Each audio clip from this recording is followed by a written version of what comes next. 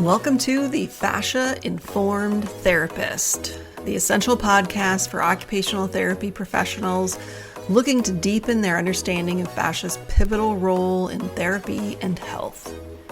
I'm your host, Amy Mayer, an experienced occupational therapist, practice owner, and dedicated educator. Here we'll dive into the fascinating world of fascia, exploring its significance in the human body and its critical influence on occupational therapy practice. Each episode will bring you cutting-edge insights, expert interviews, and practical strategies to help you confidently integrate the science of fascia into your therapeutic approach. Whether you're a seasoned practitioner or just starting out, our goal is to equip you with high-quality, evidence-based, and fascia-informed continuing education opportunities that will enhance your skills and benefit your clients. So join us as we unravel the complexities of fascia and transform the way you practice occupational therapy. All health and wellness practitioners are welcome. Let's learn, grow, and evolve together. Hi, this is Amy, and this is another edition of the Fascia-Informed Therapist. And today I have a client and friend, Cheryl Sacco, with me to talk about her experiences of being a client in a fascia-informed practice. And it's been a while since I've seen you. I know. I know.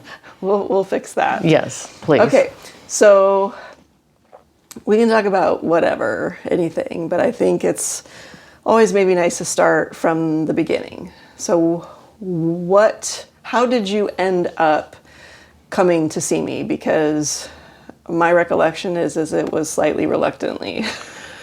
It was, it's probably been at least, I don't know how many years now. Pre-COVID. I mean, I would say almost 8 or so years. Could that be right? Wow. I think so. Probably seven.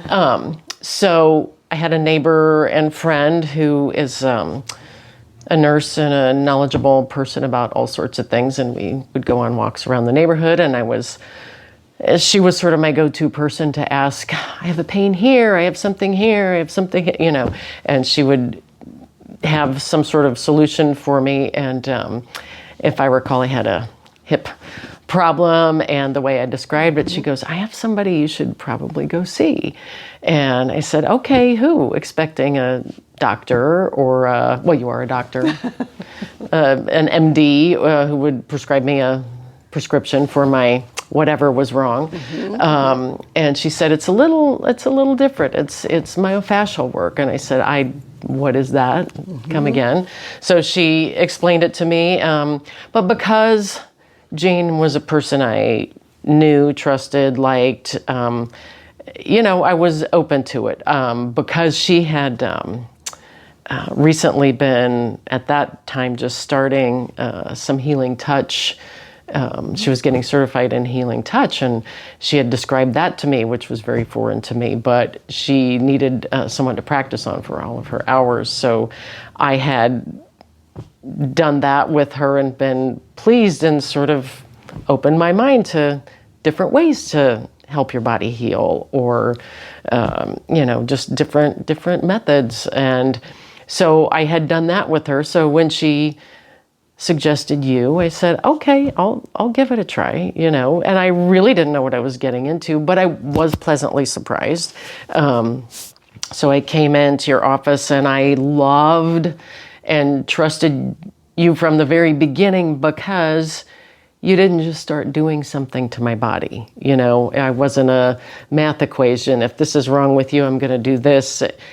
Stand up. Let me see you walk. Let's check your posture. Let's check your alignment. Where's the weight in your feet? And I thought, I knew from the get-go, you care about my body, and you actually care about people as well. But, you were so thorough that I trusted you, and everything that came after that was a pleasant surprise. But it just opened my whole world to, there's a whole nother way to treat your body when it's in pain. Okay, let's talk about that. Let's go backwards a little bit, because Jane was familiar with me. Mm-hmm. because she knew my colleague Pam, who's a massage therapist, and then Pam had sent her to me, and then I actually ended up seeing her husband and she has 3 sons. I think I've seen 2 of them. I don't know if I've seen all 3, but she was happy with the outcome. So great that she trusted me enough then to send you. But was Healing Touch your first avenue into anything more alternative?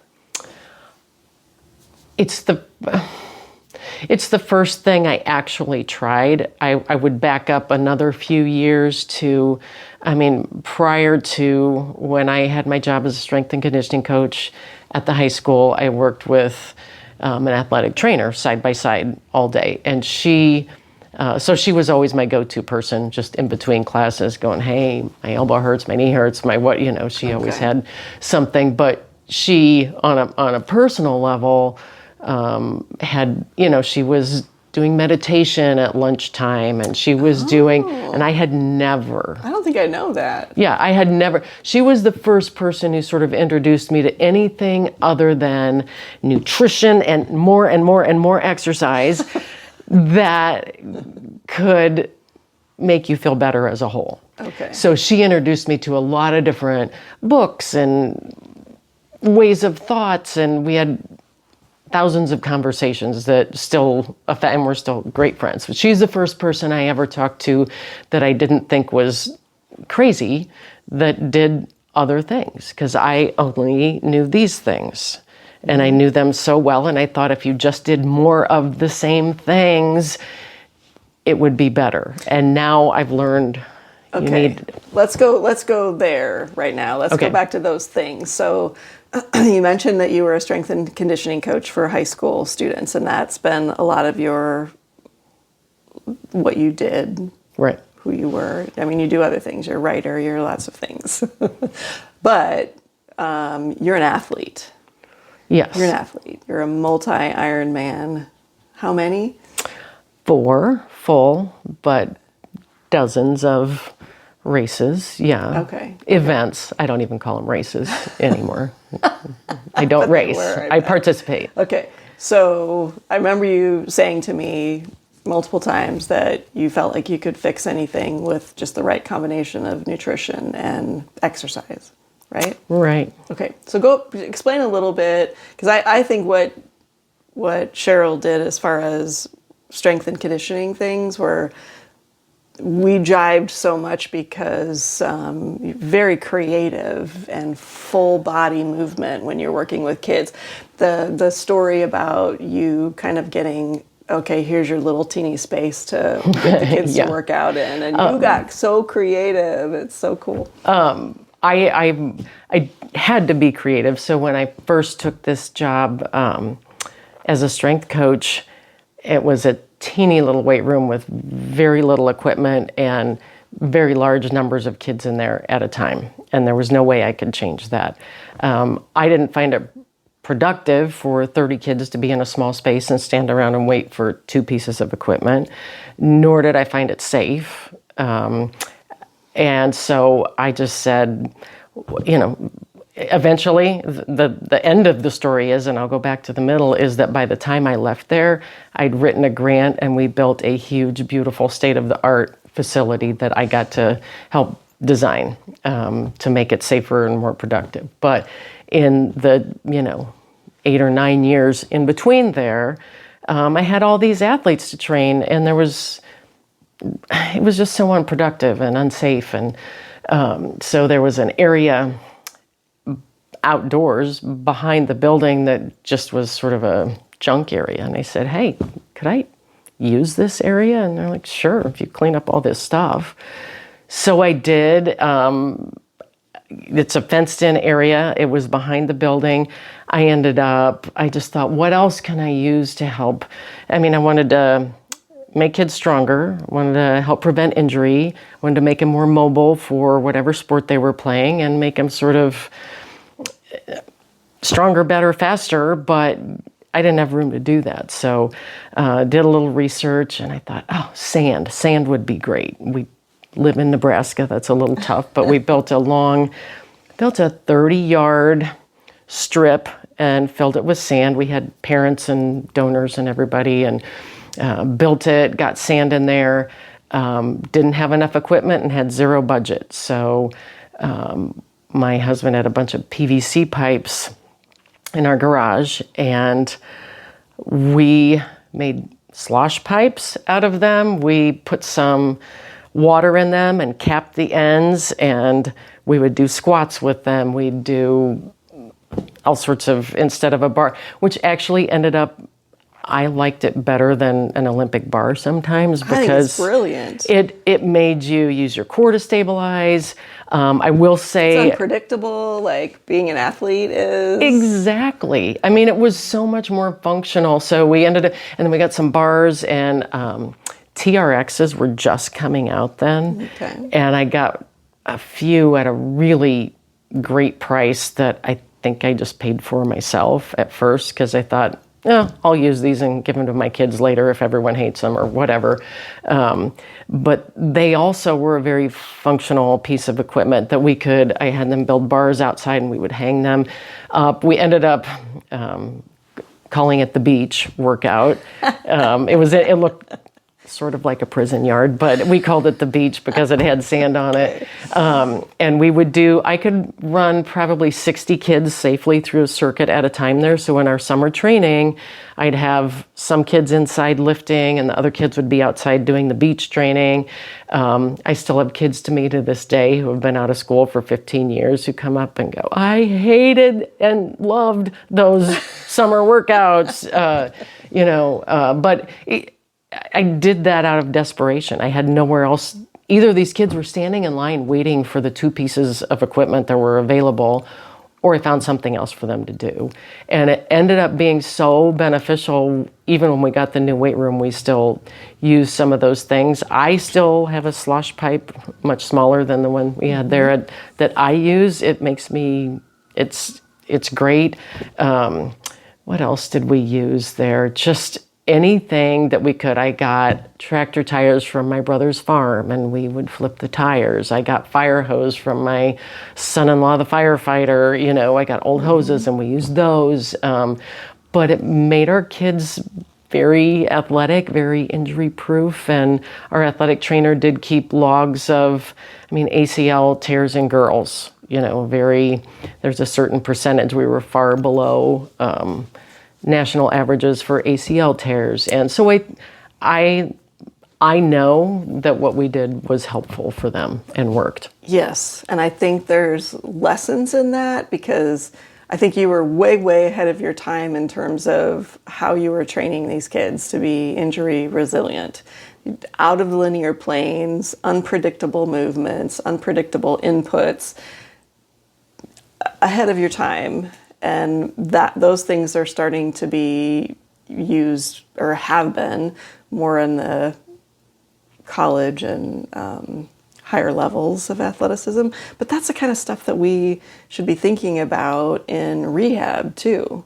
Right. When we're teaching clients of all ages to be more injury proof, to rehab and be able to engage in life better. So anyway, I think that's a lesson for the practitioners who are listening. And that was a hard sell. It might be to a client too, sometimes depending on who your client is or what they want to do. But, in a way it was a hard sell to certain coaches that this was going to be beneficial. Like, shouldn't they be in the weight room doing more bench press?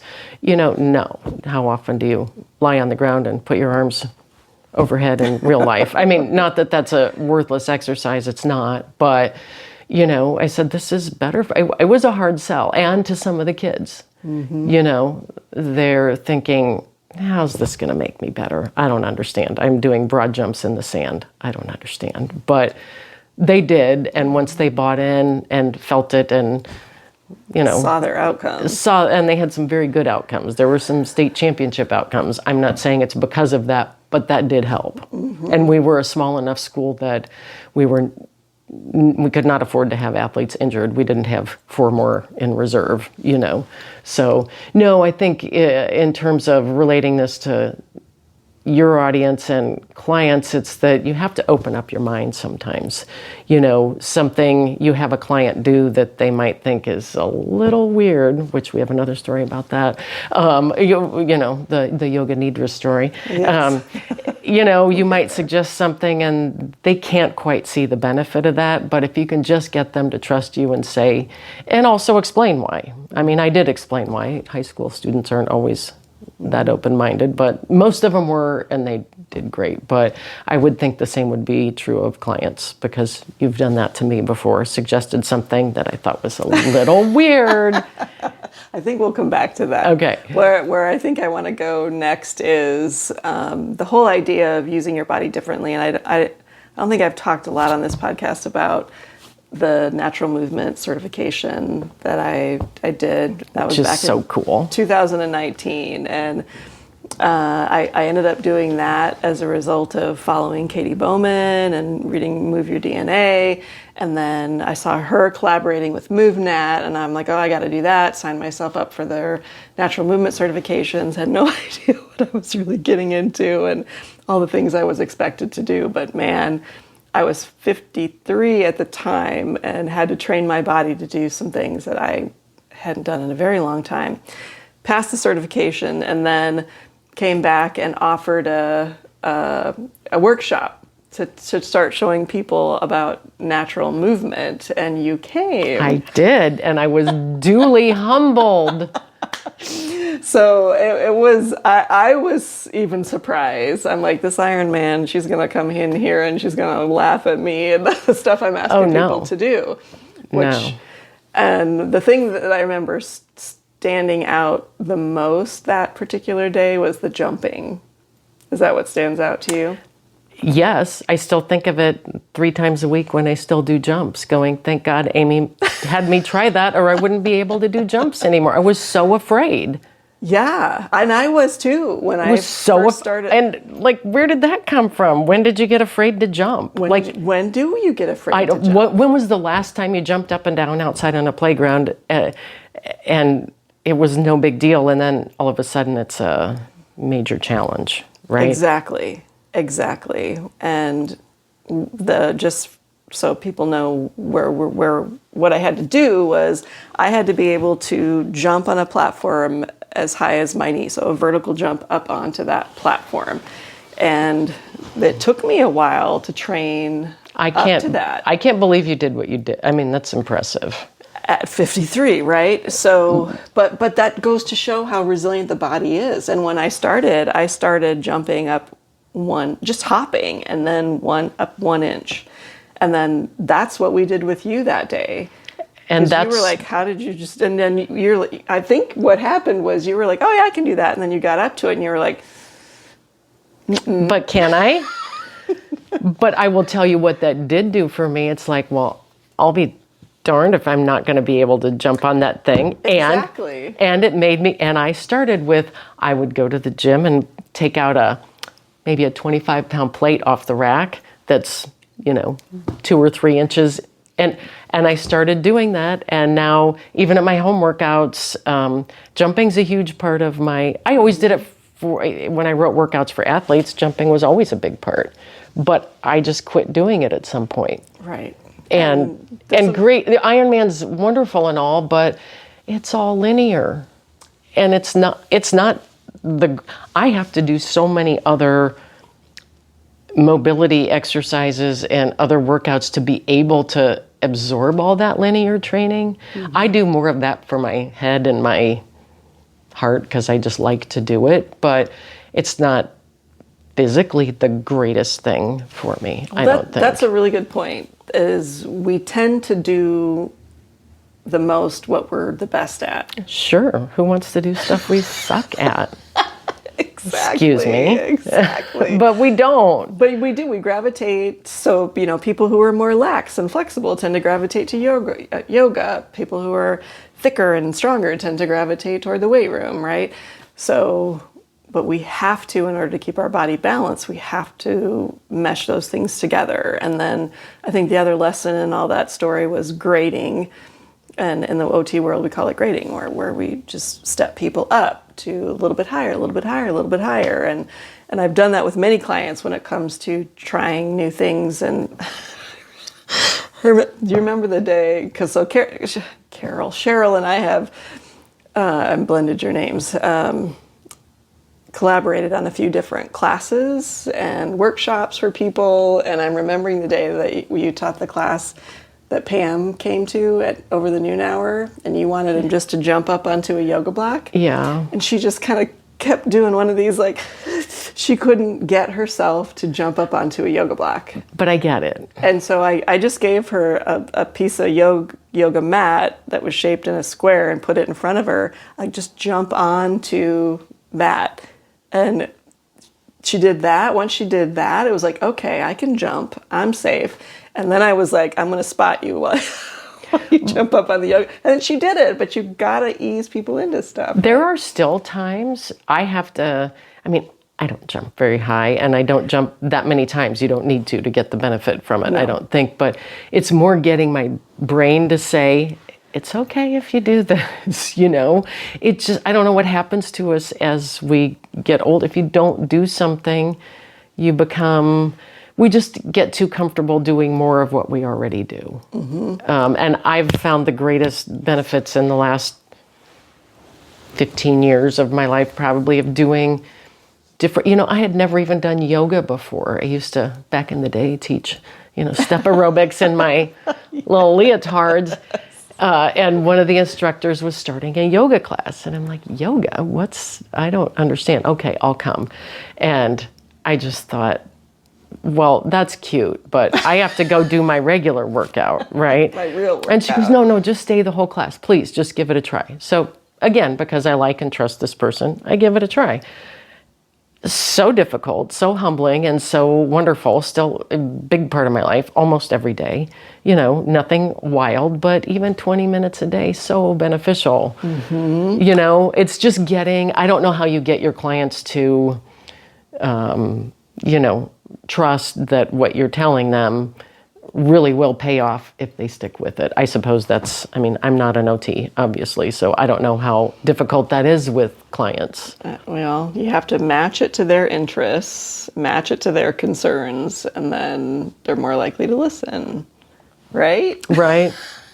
Right. Right, client? Yes, OT person, yes. Okay, so Cheryl and I also have a YouTube channel, Fascia-Informed Fitness, and what's our tagline? Consistency over intensity. Yes, consistency over intensity. So you don't have to be super intense all the time. Right. As long as you're consistent, you're going to keep your body in a place where it can be more functional and more resilient. Agreed. And something I would have said before, but I didn't practice it. I think I learned it, the consistency over intensity. When I was a strength coach, kids would sign up for strength and conditioning class instead of doing their weight training after school when they were going to practice, so they didn't have to stay so long after school. So I had them every day, but actual weight room time was maybe 28 to 30 minutes. Mm-hmm. That's not very long. Mm-mm. But we devised such a great little system that because they were in there every single day and doing something different every single day. Mm-hmm. We had body weight training day, we had circuit training day, we had heavier lifting day, we had, and then one day a week where it was just something totally not resistance training related. I introduced them to yoga. I introduced them to kickboxing. I don't know. We'd just do something fun, and they loved those days. Well, it's fun to move your body differently. Mm-hmm. And even with like the Ironman training, I'm still trying to do that at 62. I can't put in that many miles and that many hours anymore. So I can still finish the event, but you don't have to pound out more miles all the time. There's a certain amount, of course, you have to do. But by doing mobility and strength and, all those other types of doing recovery methods like, fascia work or all sorts of things, healing touch, whatever you do. You have to spend time on recovery and you have to spend time in relaxation. I didn't do all those things, but I sort of learned all of that from you and OT.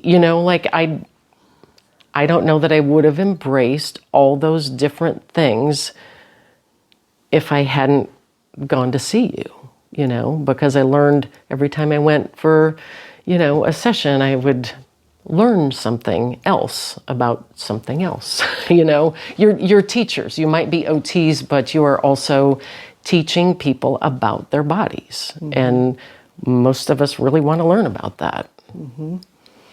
So talk about that a little bit, the science piece. You love to hear about that kind of stuff. And I do. Absorb it. And, we've talked about different podcasts, some that are like way over, like the Peter Attia's and some of those that are like, it's a little biochemistry there for us today. But you can definitely absorb the science, right? At least in the way that I give it to you. The way that you describe it to me, and also, again, it's about, as a client, and I don't know how you encourage people to be this way, but give them a chance to be more open-minded. Say, well, just try this, and if you don't feel any benefit from it, then we'll find something else. But, I like to hear the science. I think most people do. One of the things that attracted me to Amy was because you're a teacher, you were in the academic world for many years, and it's what you're trying to do with this podcast. You're still trying to educate and inform and inspire. It's our body. I don't want to just come in and have you do something and not know what you're doing and why. Not that I don't trust you. I trust you, but you pushed something here and I felt something on my other foot. I don't understand. Explain that to me. I was fascinated. It should be the same way if you go in a doctor's office, like, here, take this pill. Well, why? What's it going to do to me? And what are the side effects? Do you not want to ask questions about your own body? I do. And I appreciate going to someone who considers you intelligent enough to even understand it, because I think a lot of us feel in many different, I don't care if it's a dentist's office, doctor's office, massage therapy, sometimes you feel like they just well, you'd never understand that, so just do what I say, and it's going to be good for you, so you just do it. No, I want you to trust me to understand it, and if I don't understand it, reword it. You're all smart enough to do that. And I have asked you things before, like I'll ask you something, you'll explain it, and then I'll say, well, I don't really still understand that. And you'll explain it again. I consider that part of the benefit and part of the service I get when I come see you or go to a workshop. That's what your workshops are all about, really, is educating people on how to care for themselves on their own. Yes, we still need to go for treatment sometimes, but I personally love that. I think most people do. I don't know. I would say most of my clients love hearing about their bodies and learning the new layer. But speaking of things that it took several times to get through. Here we go. So you went through a period of a lot of stress. A lot of stress. And you don't have to go necessarily into what was going on in your life, but there was some things, big family, lots going on. You're a caretaker of all, and you had a lot going on. And I was like, Cheryl, you've got to do some meditation. You've got to get the stress under control. It's a layer to your experience of pain, and if you can work on that, you don't have to be perfect. And I thought, since Cheryl is a very body-based person, that yoga nidra would be a really good choice for meditation. And I'm sure I gave you some videos. I have one out there on my YouTube channel. Made lots of some apps, gave you lots of options. And I probably explained it once or twice, but I'm thinking probably what was going on is you were so, nope. No, I wasn't at the time. You know, when you suggested it, I mean, I came in for a session and you could feel my stress, and it was just a super stressful time. We all have them. The details almost don't matter because we all get there at some point, that's right? True. I was vibrating with stress, and I wasn't sleeping, and I was in pain. Yeah, and you suggested yoga. What I heard was yoga, and I'm going, oh, okay, I can do this. I love yoga. I'll do some yoga-based something. What's the nidra thing? And I don't think I really listened, but I'm just like, at that point, I'd been to you enough and known you long enough that whatever Amy says, I will do, because you've never steered me wrong. My recollection, it took you 6 months to actually do the Well, yoga I think, nidra. From suggesting it to actually you coming back and saying, all right, I tried it. I could be wrong. I could be wrong, but I remember being, finally. You know what? I don't recall how long it was between when you suggested and when I did it. I don't know. That period of time is like a... Anyway, I'm sure it was. When I did try it, like, I must have been in a bad state and thought, I should do what Amy suggested. I forgot about this, or whatever it was. And I cue up a video and has you lie down on the mat right away, and I'm going, okay, good. You get to start on your back. This is great, because I'm kind of tired, you know. Well, after 15 minutes, I'm still lying on my back, and I didn't understand what it was. It's a meditation. It's a mental body scan. Focusing on different areas of the body and just noticing them without judgment. But there's no movement. There's no movement. And this is not my jam. Okay? Not moving is not my style. Right? But it is now. But as I'm halfway through this video, in fact, I open my eyes and I peek up to see and it's, 15 minutes left or something. I'm like, well, I'm this far in. Okay, I'll finish it, I suppose, because I'm no quitter, right? So I finish it, and in the middle thinking, I can't believe she suggested this for me. She knows me. Why would she have me lie on this mat and not move? And like, she's always given me good information, but she really blew it this time. Really, really blew it. Get up from that mat on the first time, and went, I feel better. But, and I wrote it off. Well, it's because I took a break for 25 minutes. That's all. So I tried it again not too much later, and I truly felt it. I just didn't understand it. I still don't totally understand how it works, and I don't care anymore because I love it. Mm-hmm. It got me through that stressful time. It was something I could go do for 15 minutes. And it would make me feel better. I wasn't getting great sleep. It helped me rejuvenate. But do you want me to keep going on when it really helped me? So fast forward, I don't know how many years, but 2, 3 years later, I found myself, I also found this through Amy, but I found myself in an MRI machine for 3 hours. Mm-hmm. And I was scared to death because I had been to Amy because I'm like, man, I'm numb all down this side of my body, and I'm sure I have a pinched nerve back here. Please fix me, right? Help me. Do your thing. Do your thing, whatever you can do. I'm in pain. I'm numb. I'm tingly. I've got a lot of weird things going on, and I'm, was sure it was that. And you did work on me, and you gave me some relief. And you, even at that time, another reason I trust you and why clients will trust their OTs or people who are working with them, you were very honest with me. You didn't pretend like you could fix me. You said, I feel like there's something bigger going on here, and I feel like you need to see your doctor. And also trust that, yes, I will go spend money for sessions with you or other modes of treatment, modalities of treatment. And I trust you because when it's beyond what you think you can help me with, you said so. And I appreciated that. And it was good that you did. So I ended up in the ER because they thought I was having stroke symptoms, but it ended up being MS, which you had kind of said it almost sounds like it could be. And I thought, oh, that's nuts.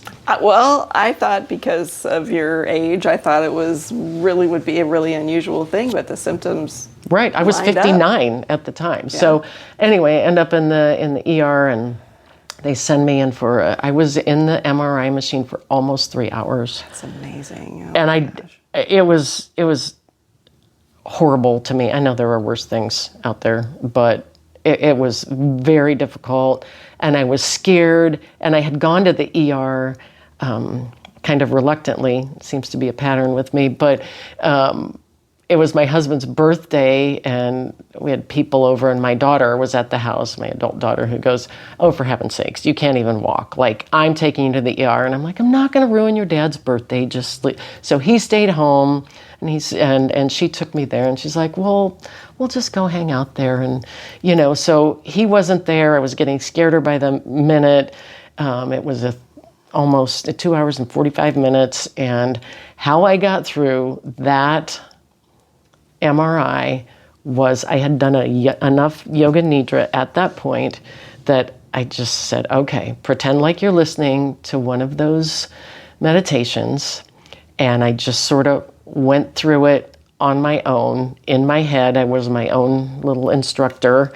Mm-hmm. And, I was shaking, I was crying, I was scared, but that calmed me. It got me through. And I just thought, the things that happen to us in life sort of become a blueprint for the things that happen next sometimes. And I was so thankful that day. It chokes me up. I was so thankful for that. I remember you telling me that story. I was so thankful for that. So never underestimate the tools you give your clients, because they might not just help at that moment and in that situation. But once you teach a client a tool or a method, they have it. And that's why I love what you do, because you teach people. You don't just do something to or for people, you teach us, and that's so important. So that got me through a really harrowing time. And to this day, that is still almost every day I try to do a yoga nidra. And I have now tried to pay it forward, and when I tell other people to do it, if they're they're like, what is that? I said, I know, I was there, I was that person, but I'm thankful for that to this day. Yeah. Cool. Thank you for sharing all that. Because I will often talk about how it's not one thing that makes people healthy and feel good. And everybody has their own little mix of what they do to feel their best. What are all yours? Because I know there's nutrition. Do you want all the things? I want all the things that you do. And I know you love to do lots of different kinds of exercise and lots of things. But yeah, I want to know. A regular day. Well, again, talk about the blueprint thing. I mean, I've been an athlete my entire life. So I've always had it's not exercise or a workout or a checklist thing for me. It's kind of my happy time of day. Like that's not a chore for me. And I know it is for a lot of people. I've always loved that. We grew up in Iowa, Amy and I, where girls' sports in high school were celebrated more than many places. I just looked this up today. Iowa girls basketball started in 1926. Oh, wow. So we were in a place where that was the cool thing to be, Anyway, so I've always been interested in athletics. And then nutrition just sort of goes hand in hand with that. And then I'm glad I had all of that, because by the time I did get the MS diagnosis, I kind of upped the nutrition even more. I believe you told me about Dr. Terry Walls, who is an MS expert, has MS herself, and sort of adopted her eating plan. And I have many thoughts on nutrition. I don't like diets or labels, or you find a mix of what works for you. And again, if we're all individual, what works for you is not going to work for me. And so I do sort of I guess it's a paleo sort of based diet. I eat meat, but I am pretty diligent about the nutrition. I kind of follow a lot of what Dr. Walls says because I manage my MS with nutrition and exercise and all the things, and 0 medications so far. So nutrition, I have been open to things like cold plunging. I did that for quite a while, which really, for me, it helped. It helped me a lot. I don't do that as frequently because I moved and I don't have a huge bathtub anymore, and I'm not spending $9,000 on a cold plunge tub. How did it help you? Sorry. It helped me. So I had a lot of nerve ending pain. It helped with that. I had a lot of. It just helps inflammation. It would help anxiety. It would help my sleep. It helped recovery from exercise. I just felt, I couldn't believe it because I use the seat warmer in the car in June. Okay, I do not like cold things. Every winter in Nebraska, I want to move to Florida. I don't like cold things. So it had to do something. It was awful to get in, but I felt invigorated. It was great for me. Okay. I did so I don't do that as much anymore because I don't have the big tub, but I, at least 3 or 4 times a week, just do a big bucket of ice water. It's the cheap version, and I will submerge my hands for 3 minutes. I will do my face. I can't do that for 3 minutes, but I have to come, 3 minutes taking a breath, and my feet. And I've read that can have a lot of benefits too. I don't feel as much benefit, but I do feel benefit from that. I do some sauna.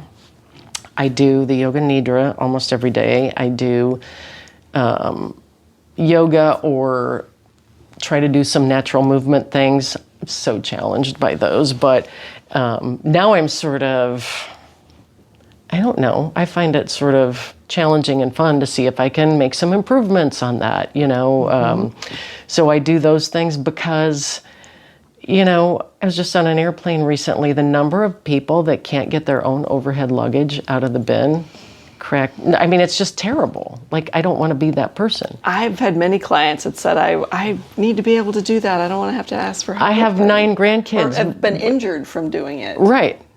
I want to fly kites with the grandkids. 2-year-olds are deceivingly fast at the zoo. You need to be able to go get them. Just life things. So I've readjusted. I still focus on exercise and nutrition, but all the other things, figuring out what my fascia does and how to keep it healthy. I never knew these things, and they make a difference. Hydration, I don't think I was ever very good at that. Breathing, I was never very good at that. We skipped right over the diaphragmatic breathing, yeah. That was also on day 1 when I met you. Show me how you breathe. What do you mean, show you how I breathe? I'm here, aren't I? I'm breathing.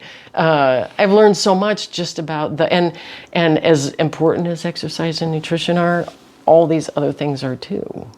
Just, they all go together. I don't know what other really interesting things I do. We were just, before we started the camera, we were talking about red light or sauna. Sauna. Yeah, so I don't have one, investigating getting one. It's funny, the things I used to want to buy for my house were, new furniture and I don't know, curtains. And now it's like, do I want a sauna or a cold plunge tub? But you have to investigate all those things, and some people think I'm a little wacky, even some of my own kids, I think, like, oh my gosh, you spend so much time every day. Well, I do, but it's a great investment because it keeps me It keeps me going and it works for me. I'm not saying everybody needs to do all the things. And I've now figured supplements were also a huge thing. At first, I'm like, oh, this supplement's good for MS, and this. I had, a tray this huge in my pantry, but you have to figure out what works for you. And I think you need to get your information from reliable sources. You're one of my reliable sources. You can't listen to every podcast. I have about 3 or 4 that I trust and listen to. You can't buy every product. You have to research a lot. You have to talk. And that's why I feel like I've sort of built this little team, and that's where OTs who are listening, like, you're part of that team for a person. Like, you're an important part. If someone continues to come to you, they trust you, and the information you give them is valuable, and you're part of their little healthcare team. And if we're all going to be our own healthcare advocates, which we better be, I'm not opposed to hospitals and doctors, but that's just part of the picture. That used to be my first phone call or stop. And, if I break my leg, yes, I'm probably not going to come see you. I'm probably going to the ER. But, Please. If I have a nagging pain or some other problem, you might be my first phone call. Not that I may never go see a doctor, but this would be my first stop. And many times I get better results that way. So just know, as OTs who are listening out there, you're a huge part of people's care teams, and they rely on you and trust you. And I think more and more we need people in our corner, And I'll just, 2 things I wanted to say or react to. One is, if I don't know something, I will.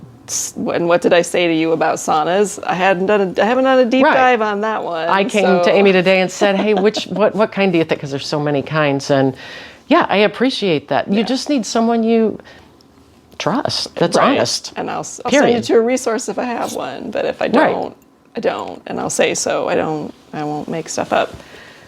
And then, I appreciate that. Now I forgot what the other thing was.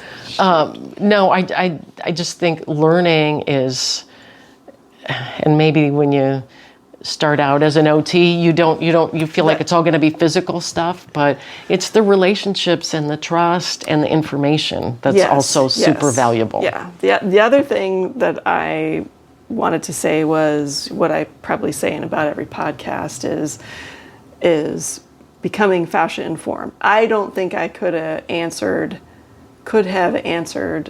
a lot of the questions 15, 20 years ago before I really understood how the body works through the lens of the fascial system.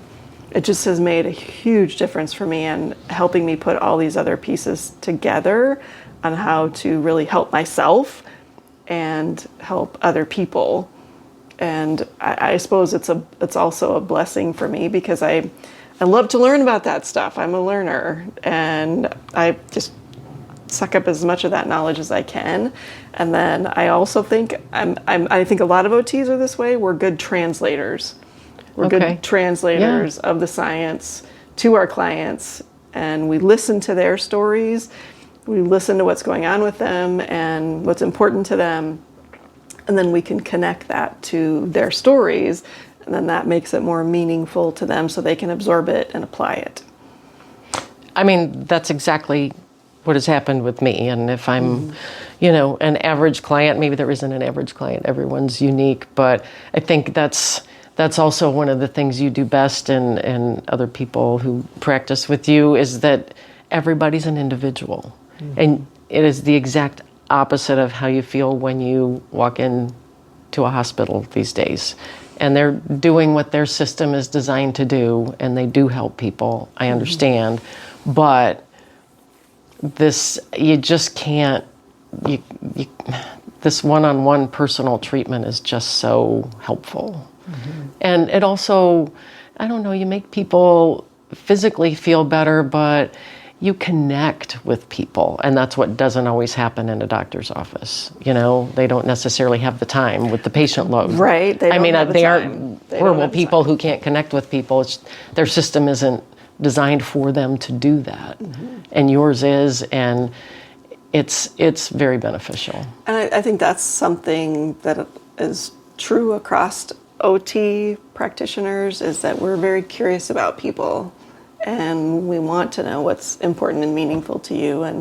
And I've got a captive audience on my table, so I can ask all kinds of questions. Now, I do let the client drive. If you were tired and you wanted to rest, I wouldn't talk your ear off. I would let you rest. But most of the time, there's curiosity and yeah, I feel incredibly grateful because I get such cool people that end up in my practice and that have a curiosity and a desire to learn and a desire to get better. And you probably learn from each client something. Oh, totally. And that's especially true of you and you coming in, and I feel like I've learned a lot from you about all the stuff you've done with training. And I'm always a little nervous if I go to a class that Cheryl's leading because it's challenging, but it's fun.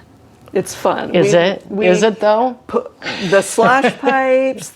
We've put heavy things on the floor and drag them with on the blankets, towels and yes. blankets and it's very translatable to life. It's interesting that you like to.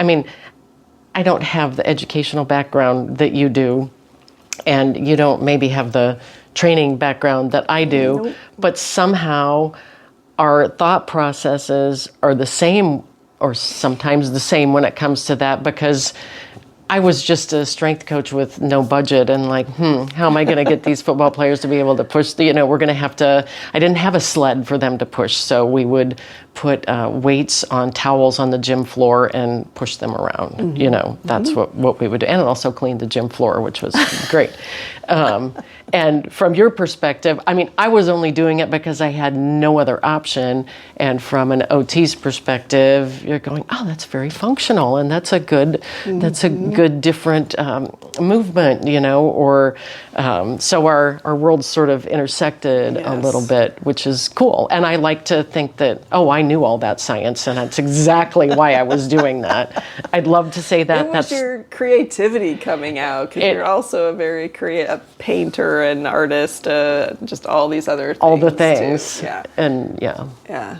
I would say the only place where we've found that we've differed is from your perspective. You kind of think everybody should love exercise as much as I do. And I'm like, no, everybody hates exercise. I just never knew that. I don't understand. And I think people lean towards not liking it and not wanting to do it. I get that now, but people, why don't they love this? I just didn't understand. And I also never understood why people wore real clothes, why you're all wearing workout clothes all the time. A lot of people do. No, I truly have always loved it so much. I just really thought everyone did. Yeah. And that's not true. That's okay, though. But when you can make it fun and show people how it's relatable, I think they're way more into it, how it's going to be. Well, I don't know, do a lot of OTs prescribe things in exercises, movements in sets and reps, or is that more of a PT thing? OTs can do that too, through the old 3 sets of 10 thing. Yeah. Because I've learned, I used to be track the miles, track the time, track the reps, track the set. I don't do any of that. I don't wear a tracking device of any kind. Sometimes I'll count things at the gym, but I've learned a lot through what I've learned from you is just to listen to your body. Could you do one more, or is that going to send you over the edge? And just because you did, I don't know, I listen to my body more, or I don't call it a workout. I call it going kayaking and walking around the lake. It's just a nice day out. Let's go do this. Instead of calling everything a job or a workout or something to check off. Yeah, you do have to make it fun. And maybe you have to make your things that your clients need to do. I don't know if you can make all of them fun, but... No, but here's a couple things. This makes me think of this. I often will give clients movements or exercises to do that are good for them as well as diagnostic, like the bird dog. Okay. Like the bird dog is good for you. It builds strength in your core, front and back, but it also will show you when and if you're getting weak, if you're starting to wobble, and then you need to up your game and your core a little bit. Or the Z-sit is one that'll start to tell you if your hips are getting tight.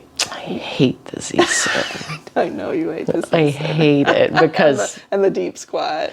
Because although I do that every day now too, but yeah, the things that are hard for us, we will say we hate, right? Right. But it's fun to improve on those things. Yes, and weaving in those things that are kind of diagnostic into your regular routine somehow, I think are good just so you kind of know where your body's at, because if you start to lose mobility in the joints, you're going to start to have problems in the joints.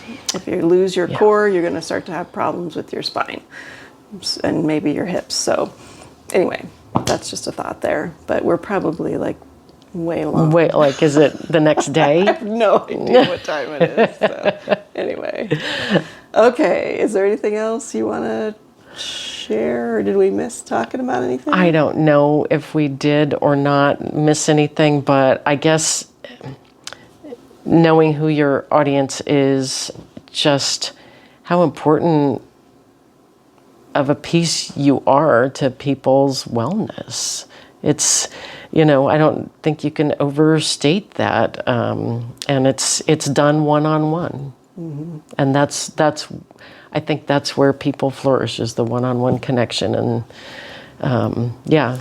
I feel like I found a really good formula for what I do with clients, and that's what I'm trying to share with other practitioners out there. So well, I love it, and I wouldn't keep doing something that wasn't valuable in every way, really. You do have a great formula, and it's not, I know you speak. It's a flexible formula. But I know you speak in front of large groups sometimes, and you taught classes in auditoriums probably, and inspired a lot of people that way. But to me, it's the one-on-one thing. I love that part so much. Yeah, that's what you're great at, and if you can just bottle that up and give every OT that would be great.